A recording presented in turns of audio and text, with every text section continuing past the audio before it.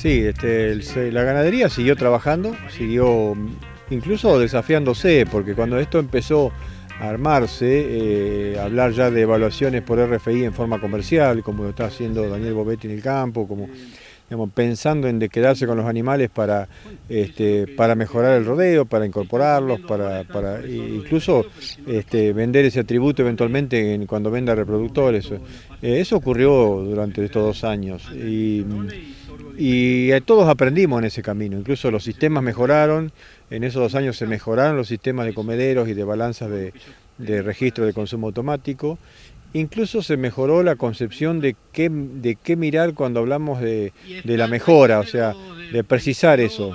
Por supuesto que la base siempre está en la discusión de que la fertilidad es primordial, pero después los otros dos ejes se fueron armando en forma cada día más clara. Los dos son el de la conversión, donde tratar de capturar la conversión del punto de vista de su heredabilidad, y para eso hay que hacerlo con estas herramientas de consumo residual, de RFI, o de, como lo querramos llamar, de eficiencia neta de conversión, que requiere de estas tecnologías de los comederos automáticos para evaluar los reproductores, ya sean hembras o machos.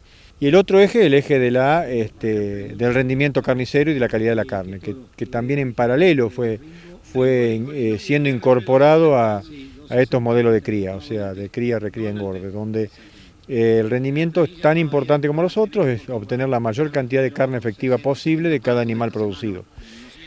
Nos hablabas de esta nueva forma de organizar lo que el RFI pudo ir entregando, y yo te hago una pregunta, desde aquel momento en el que vos arrancaste, que recordábamos recién con las primeras mediciones, con los primeros creados hasta ahora, ¿cuál fue ese dato que vos digas, este fue el dato que más me impactó de todos estos años de ir recorriendo este camino? Bueno, hay 2 o 3 cosas. Es que le interesó al sector.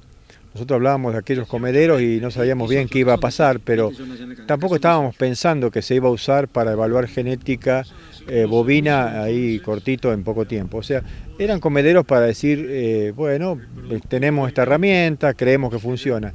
El sector lo empezó a adoptar, lo empezó a medir desde las cabañas.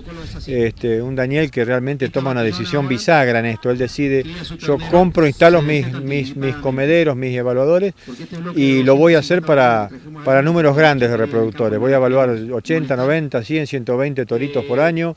Voy a empezar a evaluar mis hembras y las voy a incorporar al rodeo. Voy a hacer mi primera población base con información de RFI. Entonces ahí fue un dato muy interesante del comportamiento del productor. Y eso llevó a que empujó a que la empresa que empezó a producir estos comederos, que fue la empresa esta Balanza Hook, tuviera también mayor interés en producirlo y empezar a moverse el engranaje comercial de estos comederos, porque de aquellos prototipos, si no encontraban un anclaje en el sector desde el punto de vista comercial, no iban a crecer.